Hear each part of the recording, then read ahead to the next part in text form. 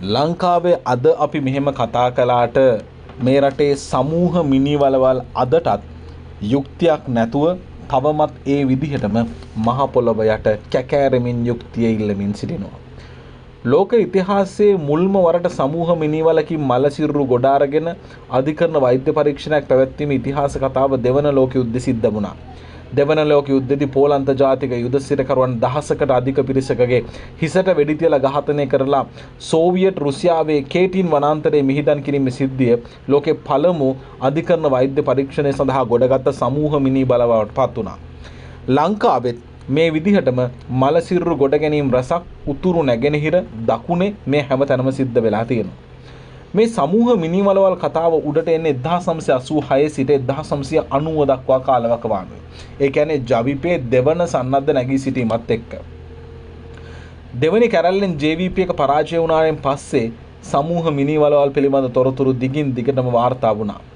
මේ පිළිබඳ විධිමත් ක්‍රියාමාර්ග ගන්න පොදු ජන එක්සත් පෙරමුණ 94 අගෝස්තු 16 වෙනිදා මහමැතිවරණයෙන් බලයට පත් වුණාගෙන් පසු යම් ප්‍රවේශයක් ගත්තත් ඒවා බොහෝ විට දේශපාලනික ක්‍රියාවක් බවටම පත් වුණා. සමූහ මිනිවලවල් හැරීම පටන් ගත්තත් අදාළ චූදිතයින්ට දඬුවම් දීමේ ක්‍රියාවලිය හරි විදිහට සිද්ධ වුණේ නැහැ. සමූහ ඝාතන වලට අදාළ කිසිවෙකු අධිකරණයේ ඉදිරියේ යුක්තිය ඉෂ්ට කිරීම සඳහා ඉදිරිපත් කෙරුණේ නැහැ. ලංකාවේ සමූහ මිනිවලවල් පිළිබඳ දත්ත වාර්තාවක් අපිට හම්බ වුණා. මේ දත්ත වාර්තාවේ කොටස් කිහිපයක් අපි ඔබට බෙදා ගන්න ඔබත් එක්ක හිතුවා. 1989 අගෝස්තු 17 වෙනිදා 11 දෙනෙකු මරලා පුලුස්සලා තියෙනවා අක්මීමන කපුහෙම්පල ප්‍රදේශයේදී. 1995 ඔක්තෝබර් 11 වෙනිදා සිරුරු ගොඩ අරගෙන පරීක්ෂණ කරන්නේ ගාල්ල ප්‍රධාන මහේස්ත්‍රාත් සරද්ද ආබ්රුගේ නියෝජ්‍ය මත මහාචාර්ය චන්ද්‍රසිරි නිරියල්ල විසින්. අතුරුගිරියේ හෝකන්දර මේ වලේ මිනි 31ක් තිබුණා. හමුුනේ 18 දිනකගේ ඇට කැඹලි විතරයි. 1989 අගෝස්තු වල පැහැරගෙන 1989 අගෝස්තු 21 මේ අය මරලා දාලා තිබුණා.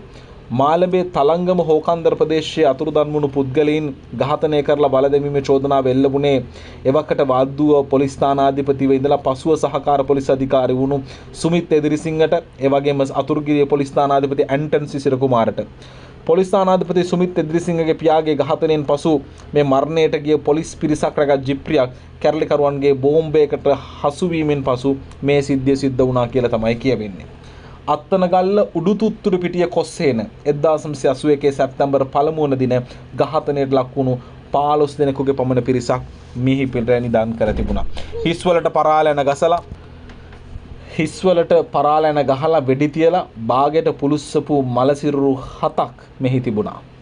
ඊළඟට වේයන්ගොඩ 1989 සැප්තැම්බර් 20 36 දෙනෙක් මරලා බල දාලා තිබුණා. 5 දෙනෙක් භික්ෂූන් වහන්සේලා 14ක් තරුණියන්.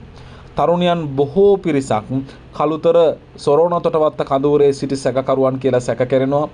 කළුතර දිස්ත්‍රික් යුද හමුදා සම්බන්ධීකරණ නිලධාරී කර්නල් පී.ඒ.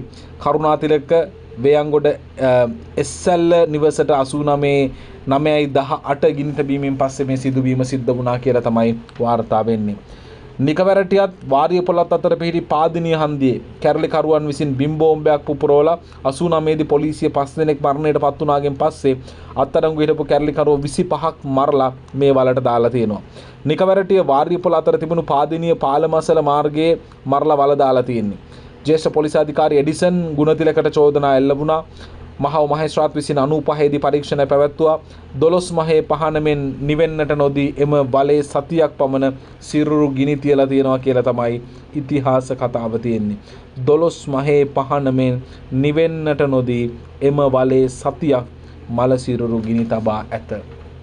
මේ නිකවැරටියත් වාරිය පොළත් අතර තිබුණු පාදෙනිය හන්දියේ සිදු වුණු ඛේද වාචකය අදාහ ගන්න විශ්වාස කරන්න පුළුවන්ද මේ වගේ දේවල් මේ රටේ සිද්ධ වුණා කියලා. ඒ කියන්නේ 12 මහේ පහන වගේ මේක නිවෙන්නට නොදී සතියක් තිස්සේ බලේ මලසිරු ගිනි තිබ්බා.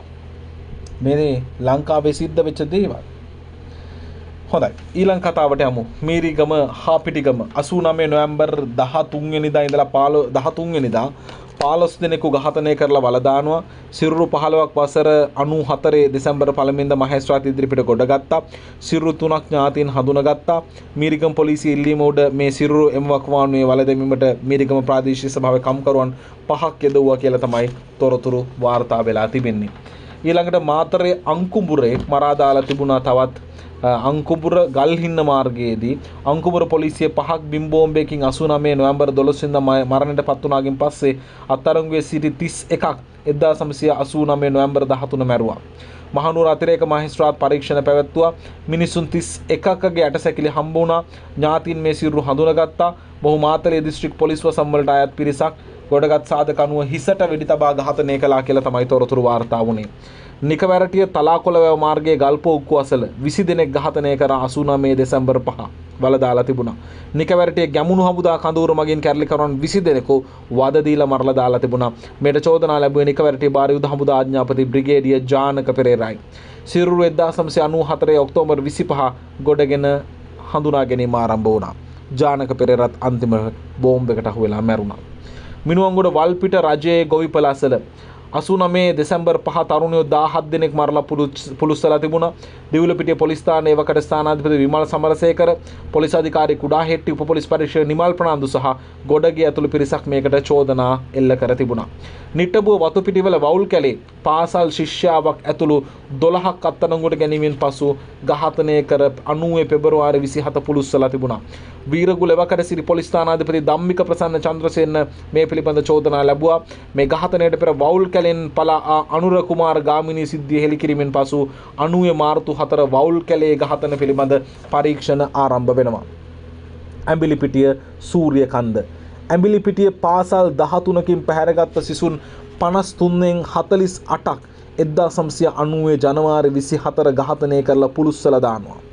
මෙයින් 32 දෙනෙක් ඇඹිලිපිටිය මධ්‍ය මහාවිද්‍යාලයේ සිසුන්.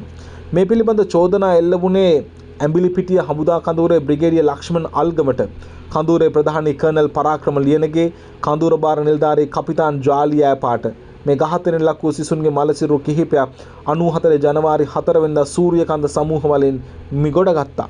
ඇඹිලිපිටිය ඉස්කෝල 13කින් පැහැරගත්ත දරුවෝ 53න් 48ක් තමයි මේ ජනවාරි 24 පුච්චලා මැරුවේ. මේකෙන් 32ක් ඇඹිලිපිටිය මධ්‍ය මහාවිද්‍යාලයේ සිසුන්. මේ අතුරුදන් වීම බලහත්කාරකම් මේ සියලු දේවල් එක්ක මේ රටේ බොහෝ අම්මලා තාත්තලා අදටත් යුක්තිය බලාපොරොත්තුෙන් බලාගෙන ඉන්නවා. හැබැයි ඔවුන්ට ඉතිවුණු යුක්තියක් නැති බව ඔබ කවුරුත් මතක තබා ගන්නට ඕනේ. ඒක තමයි මේ ඛේදනීය සිදුවීම් වල යට ගියාව කතාව බවට පත් වෙලා තිබෙන්නේ. දැන් මේ කතා අතරින් අපිට බොහොම සංවේදීම කතාවක් විදිහට දැනුණු කාරණේ තමයි මේ වවුල් කැලේ ඝාතනය. සමූල ඝාතනය 1990 පෙබරවාරි 27 සිදු වුණේ නිට්ටඹුව එලක්කල්ල වවුල් කැලේදී. පාසල් සිසුවියක් සහ සිසුන් 2 දෙනෙක් ඇතුළු 12 දෙනෙක් ඝාතනය කරලා පුලුස්සලා මැරුවා. මේ පිරිස්සෙන මිනිගොඩෙන් නැගිටවිත් මේ අනුවේදනීය සිදුවීම අනුර කුමාර ජයලත් හෙවත් රතුගාමිනී හෙළිදරව් කරා. ඒ කියන්නේ පිරිස්සෙන මිනිගොඩෙන් නැගිටලා ඇවිල්ලා තමයි මේ කතාව එළියට දාන්නේ. ඒ අනුව මේකට සම්බන්ධයි චෝදනා ලැබූ පළමු පොලිස් කාර්යාලය වුණේ වීරගුල පොලිසිය හිටපු ස්ථානාධිපති උප පොලිස් පරීක්ෂක බී.ඒ. ප්‍රසන්න ධම්මික චන්ද්‍රසේන අත්තනගල්ල මහේස්ත්‍රාත් අධිකරණයේ මේ නඩුව විභාගයෙන් පැවතීදී ඝාතනයට ලක් වුණා. මේ නඩුවේ චෝදනා ලැබුව අනිත් විත්තිකරුවන් වුණේ ගණේමුල්ල පොලිසිය හිටපු ස්ථානාධිපති බන්දුල සුරංජන්, උප පොලිස් පරීක්ෂක පී සේනාරත්න, කොස්තාපල් එම්.ඒ. ජයසේකර, උපසේවා පොලිස් කොස්තාපල් එම්.ඩී. නන්දසේන, 90 අගෝස්තු 3 වෙනිදා අත්තනගල්ල මහේස්ත්‍රාත් ලලිත් ජයසූරිය ඉදිරියේ නඩු පැවරීම සිදු කරනු ලැබුවා. ඉතින් මේ සිදුවීමුත් එක්ක වවුල් කැලේ සිදුවීමත් එක්ක අපට ඉතාමත් සංවේගයක් දැනෙනවා මේ රටේ සිදු වුණු ඛේදනීය සිදුවීම් පිළිබඳ. ඉතින් විශ්වවිද්‍යාල ශිෂ්‍යෝ කොච්චර ඝාතනය වුණාද? ඔය විශේෂයෙන්ම අපට වාර්තා වුණු කතාවක් තිබුණා ශ්‍රී ලංකා යුද හමුදාවේ හමුදා සැබලියක් වුණු හෙට්ටිය කන්දගේ චමිලා චන්ද්‍රකාන්ති ප්‍රනාන්දු ඇතුළේ පවුල 5 දෙනෙක් 89 සැප්තැම්බර් 5 වෙනිදා ඝාතනය වුණාගෙන් පසු ඒ පානදුර නවපාලමයට 89 සැප්තැම්බර් 12 වෙනිදා තරුණයින්ගේ මලසිරු 31ක් දකින්නට ලැබුණා. මේක ලේයට ලේ ගත්ත සටනක් බවට පත් වුණා. ඒ කියන්නේ මේක තනිකර වෛරයත් එක්ක හමුදාවෙන් මරනවා, හමුදාවේ අයවම ඝාතනය කරනවා, පවුල් වල අය ඝාතනය කරනවා. ඊට පස්සේ JVP එකේ අය මරනවා. මෙන්න මේ විදිහට මේක දිගින් දිගටම ගෙන ගියපු දැවැන්ත ඝාතන ක්‍රියාවලියක් බවට පත් වෙලා තිබුණා. අපි මේ සිද්ධි පිළිබඳ එකින් එක කතා කරමු. දැනට අපි ඔබට මේ දෙන්නේ මේ සිදු වුණු සිදුවීම් දාමේ පිළිබඳ යම් සරල අදහසක්.